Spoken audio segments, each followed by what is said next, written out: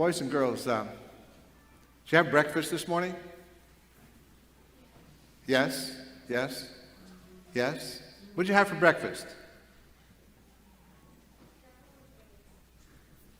What did you have? Scrapple and eggs, okay. Eggs? Cinnamon rolls? What?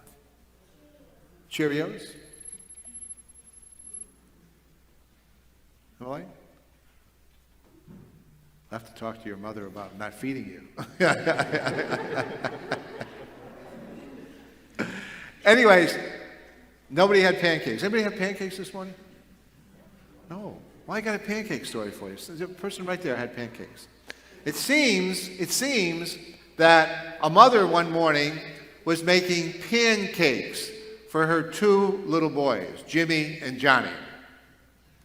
And as she was making the pancakes, the two boys began to have an argument over who was going to have the first pancake. And so the mother thought that this was a great teachable moment. And so she said to the two boys, now boys, you shouldn't be arguing over who's going to have the first pancake.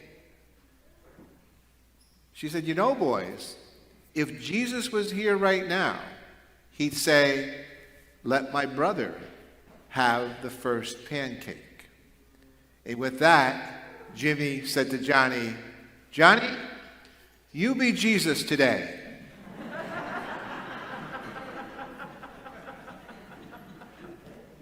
Now, there's some wisdom in that we're really all called to be Jesus to one another and to the world.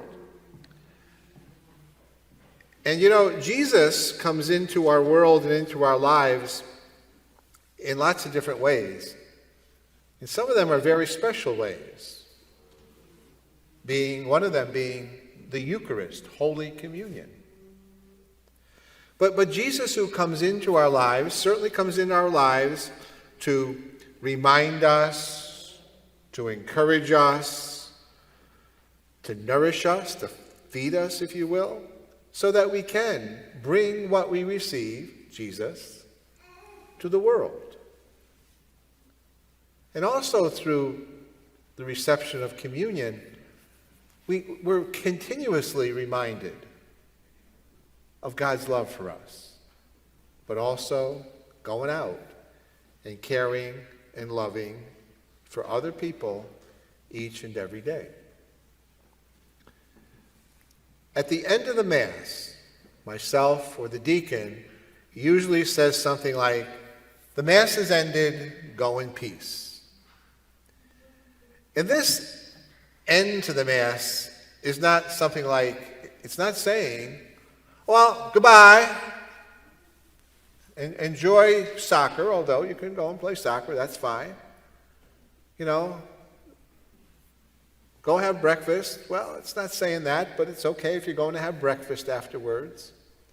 What it's saying is that what you've received, what you hear at Mass, we're called now to make real, if you will, to bring that word, to bring that sacrament of Jesus to the people we meet every day of our lives.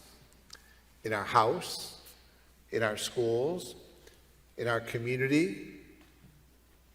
Where can we and where should we be bringing a little glimpse of Jesus to other people? In our words, in our attitudes, in our actions. What are the things of kindness and love and goodness and caring and sharing that we're called to bring to the world? That is not only our gift, but the gift of Jesus to them.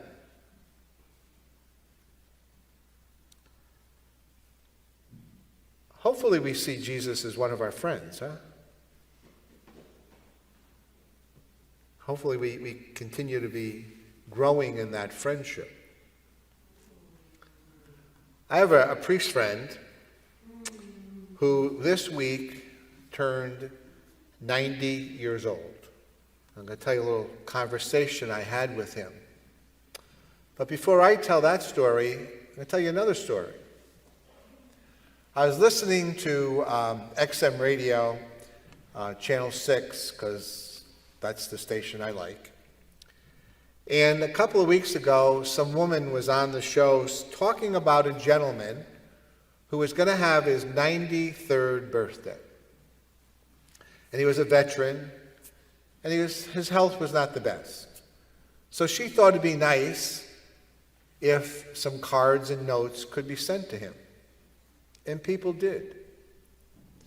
And as she told the follow-up to this story, she said, he said to her to tell people how thankful he was for the notes and the cards. But he was utterly amazed that people would spend 55 cents to send him a note or a card. She also shared one of the notes that he had shared with her.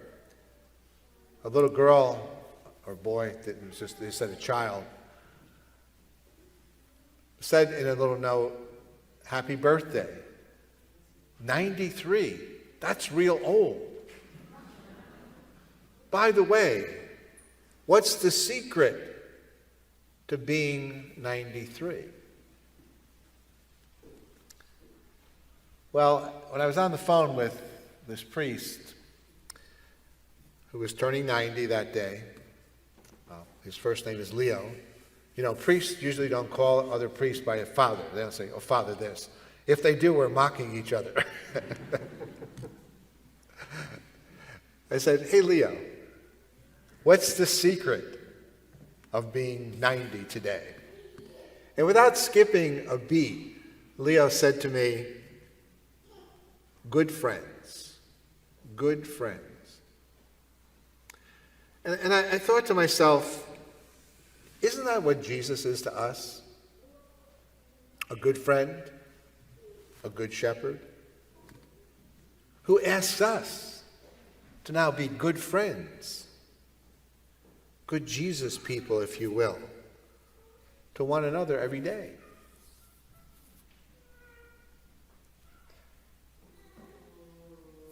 At least a year ago, I tried to look up the exact date that I did this. But in a homily, I remember giving it, so I'm sure you remember it too. All my homilies are memorable. No? But in that homily, I used a call response. And I know that some of you remember this. The call is, God is good all the time. All the time. That's right. God is good all the time. God is good. And it goes on. And Jesus, the Good Shepherd, asks us to be good shepherds all the time. All the time.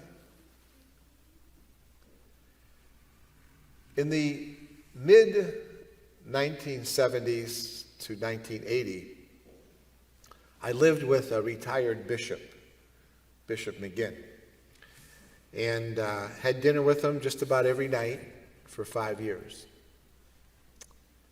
And he would tell stories at dinner, at dinner. And he was a pastor of this parish in Albany for many years before he retired.